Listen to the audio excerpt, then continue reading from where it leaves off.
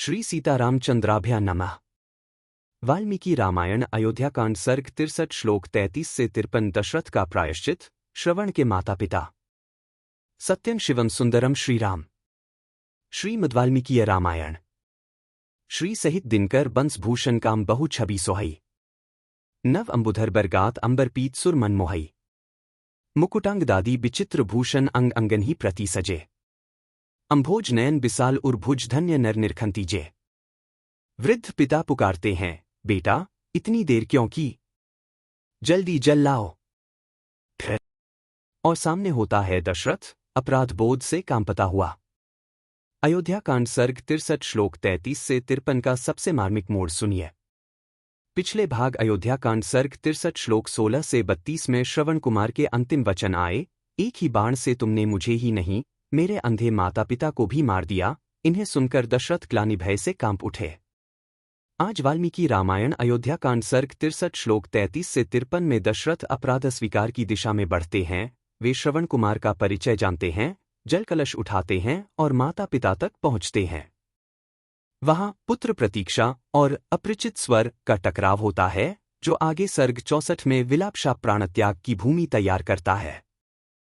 गिरं करुण श्रुत्वा मम धर्मानुकांक्षिण 33 कराभ्यां सश्रन चापम व्यथित स्याप्तद्भुवि। ये करुणाभरे वचन सुनकर मेरे मन में बड़ी व्यथा हुई। कहाँ तो मैं धर्म की अभिलाषा रखने वाला था और कहाँ यह अधर्म का कार्य बन गया। उस समय मेरे हाथों से धनुष और बाण छूटकर पृथ्वी पर गिर पड़े। तस्याह करुणं श्रुत्वा ऋषेर्विल्पतो निशि 34 संभ्रांतः शोकवेगिन भृशमासं विचेतना। रात में विलाप करते हुए ऋषि का वह करुण वचन सुनकर मैं शोक के वेग से घबरा उठा। मेरी चेतना अत्यंत विलुप्त सी होने लगी। 34 तम देश में मागमय दिन सत्वः सुदुर्मना 35 अपश्यमिषुणा तीरे सरे वास्ताप संहतम। अवकीर्णचटा भारन प्रविद्ध कलशोत्कम 36 पांसुषुणितिग्धांगन शयान शल्यवेधितम। समामुद्वीक्ष्य नेत्राभ्यां त्रस्तमस्वस्थचेतन 37 इत्युवाच वचः क्रूरन दिधक्षण निवतेत्सा। मेरे हृदय में दीनता छा गई, मन बहुत दुखी हो गया। सरयू के किनारे उस स्थान पर जाकर मैंने देखा, एक तपस्वी बाण से घायल होकर पड़े हैं। उनकी जटाएं बिखरी हुई हैं, घड़े का जल गिर गया है तथा सारा शरीर धूल और खून में सना हुआ है। वे बाण से बिंधे हुए पड़े थे। उनकी अवस्था देखकर मैं डर गया, मेरा चित्त ठिकाने नहीं था। उन्होंने दोनों नेत्रों से मेरी ओर इस प्रकार देखा, मानो अपने तेज से मुझे भस्म कर देना चाहते हों। वे कठोर वाणी में यूं बोले, 35 से 37 आधा। किं तवापकृत राजन वने निवस्ता मया 38 जिहि शुरंभो गुर्वर्थ यदह ताडितस्त्वया। राजन, वन में रहते हुए मैंने तुम्हारा कौन सा अपराध किया था, जिससे तुमने मुझे बाण मारा? मैं तो माता पिता के लिए पानी लेने की इच्छा से यहां आया था। 38 एकिन खलु बाणन मर्मण्य भेते मई 39 द्वावंधो निहतो वृद्धो माता जनिता चमे। तुमने एक ही बाण से मेरा मर्म विदीर्ण करके मेरे दोनों अंधे और बूढ़े माता पिता को भी मार डाला। 39 तो नूनन दुर्बलावंधो मत प्रतीक्षो पिपासितो 40 चिरमाशा कृता कष्टा तृष्णा संधारिष्यतः। वे दोनों बहुत दुबले और अंधे हैं। निश्चय ही प्यास से पीड़ित होकर वे मेरी प्रतीक्षा में बैठे होंगे। वे देर तक मेरे आगमन की आशा लगाए दुहखदायिनी प्यास लिए बाट जोहते रहेंगे। 40 न नून तपसो वास्ति फलयोगः श्रुतस्य व 41 पिता यन्मान्न जानीते शयान पतितं भुवि। अवश्य ही मेरी तपस्या अथवा शास्त्र ज्ञान का कोई फल यहाँ प्रकट नहीं हो रहा है, क्योंकि पिताजी को यह नहीं मालूम है कि मैं पृथ्वी पर गिरकर मृत्युशय्या पर पड़ा हुआ हूँ। 41:1-2 जानन्नपि चकिं कुर्यात् शक्तश्च प्रक्रमः 42 भिद्यमानमिवाशक्तस्त्रातुमन्यो नगो नगम। यदि जान भी लें तो क्या कर सकते हैं, क्योंकि असमर्थ हैं और चल फिर भी नहीं सकते हैं। जैसे वायु आदि के द्वारा तोड़े जाते हुए वृक्ष को कोई दूसरा वृक्ष नहीं बचा सकता, उसी प्रकार मेरे पिता भी मेरी रक्षा नहीं कर सकते। 42 पितुस्त्वमेव में गत्वा शीघ्रमाचक्ष्व। पितुस्त्वमेव में गत्वा शीघ्रमाचक्ष्व राघव 43 न त्वां नुधेत क्रुद्धो वनं निरिवेधितः।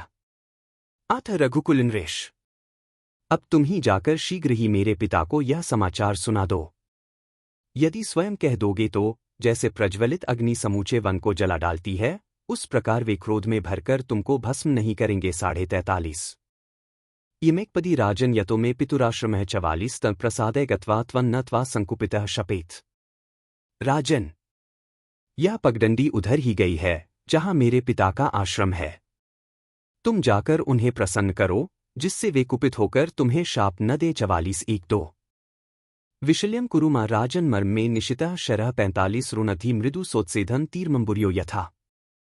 राजन, मेरे शरीर से इस बाण को निकाल दो। यह तीखा बाण मेरे मर्मस्थान को उसी प्रकार पीड़ा दे रहा है जैसे नदी के जल का वेग उसके कोमल बालुका में ऊंचे तट को छिन्न भिन्न कर देता है। 45:45 सशल्य क्लिश्यते प्राणविशल्यो विंशिष्यति 46 इति मम विषच्चिन्ता तस्य शल्यापकर्षणे दुःखितस्य च दीनस्य मम शोकातुरस्य च 47 लक्ष्यामास स ऋषिश्चिन्ता मुनिसुतस्तदा। मुनिकुमार की यह बात सुनकर मेरे मन में यह चिंता समाई कि यदि बाण नहीं निकालता हूं तो इन्हें क्लेश होता है, और निकाल देता हूं तो ये अभी प्राणों से भी हाथ धो बैठते हैं।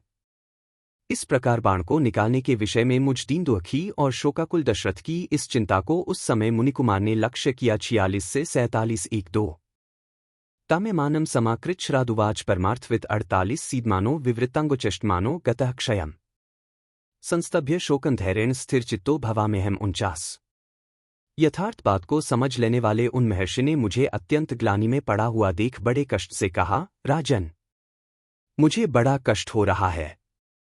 मेरी आंखें चढ़ गई हैं, अंग अंग में तड़पन हो रही है। मुझसे कोई चेष्टा नहीं बन पाती।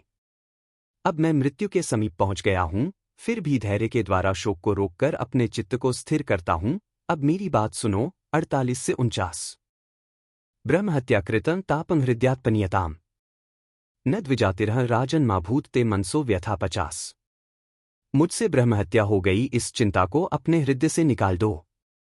राजन, मैं ब्राह्मण नहीं हूं, इसलिए तुम्हारे मन में ब्राह्मणवध को लेकर कोई व्यथा नहीं होनी चाहिए। 50 शूद्रायामस्मि वैश्यन जातो नवराधिप इति वदतः कृच्छ्राद बाणाभयतमर्मणः 51 विघूर्णतो विचेष्टस्य वेपमानस्य भूतले तस्य त्वातामयमानस्य तं बाणमहमुद्धरम् समामुद्वीक्ष्य संत्रस्तो जहो प्राणास्तपोधनः 52 नरश्रेष्ठ, मैं वैश्य पिता द्वारा शूद्र जातीय माता के गर्भ से उत्पन्न हुआ हूं। बाण से मर्म में आघात पहुंचने के कारण वे बड़े कष्ट से इतना ही कह सके। उनकी आंखें घूम रही थीं। उनसे कोई चेष्टा नहीं बनती थी। वे पृथ्वी पर पड़े पड़े छटपटा रहे थे और अत्यंत कष्ट का अनुभव करते थे। उस अवस्था में मैंने उनके शरीर से उस बाण को निकाल दिया। फिर तो अत्यंत भयभीत हो उन तपोधन ने मेरी ओर देखकर अपने प्राण त्याग दिए। जलार्द्रगात्रं तु विल्प्य कृच्छ्रमर्मवर्णन संततमुच्छ्वसन्तम् ततः सरैवां तमः शयान समीक्ष्य भद्रे सुभृशं विषण्णः 53 पानी में गिरने के कारण उनका सारा शरीर भीग गया था। मन में आघात लगने के कारण बड़े कष्ट से विलाप करके और बारंबार उच्छ्वास लेकर उन्होंने प्राणों का त्याग किया था। कल्याणी कौसल्य। उस अवस्था में सरयू के तट पर मरे पड़े मुनिपुत्र को देखकर मुझे बड़ा दुख हुआ। 53 इत्यार्षे श्रीमद् रामायणे वाल्मीकीय आदिकाव्ययोध्याकाण्डे 63वां सर्गः 63। इस प्रकार श्री वाल्मीकि निर्मित आर्ष रामायण आदिकाव्य के अयोध्याकांड में 63वां सर्ग पूरा हुआ। 63 कल श्रीमद् वाल्मीकीय रामायण अयोध्याकांड सर्ग 64 श्लोक 1 से 15 में श्रवण के माता पिता पुत्र वियोग में विलाप करेंगे और दशरथ अपना अपराध स्वीकार करेंगे। यहीं से शाप प्रसंग और दशरथ के अंत की कथा तीव्र होगी। आगे उसी सर्ग 64 में दशरथ का कौसल्या के समीप रोते बिलखते हुए आधी रात में प्राणत्याग भी वर्णित है। यदि वाल्मीकि रामायण अयोध्याकांड सर्ग 63 श्लोक 33 से 53 में जलकलश, बेटा की पुकार और दशरथ की ग्लानि वाला दृश्य आपके मन को छू रहा हो तो वीडियो को लाइक कीजिए, शेयर कीजिए और चैनल सब्सक्राइब करके बेल आइकन दबाइए। कल सर्ग 64 श्लोक 1 से 15 का अत्यंत करुण प्रसंग आप मिस न करें। बार बार बर मागो हर्षी देहु श्रीरंग पद सरोज अनपाइनी भक्ति सदा सत्संग। कथा विसर्जन होत है, सुनो वीर हनुमान। जो जन जंग से आए हैं सो तंग कर ही पयान। बोलो सियावर रामचंद्र जी की जय। राम भक्त हनुमान जी की जय। उमापति महादेव जी की जय। मंगल भवन अमंगलहारी। द्रवहु सुतसरथ अजिर बिहारी। दीन दयाल बिरिदु संभारी, हरहु नाथ मम संकट भारी। जय सिया राम, जय जय सिया राम।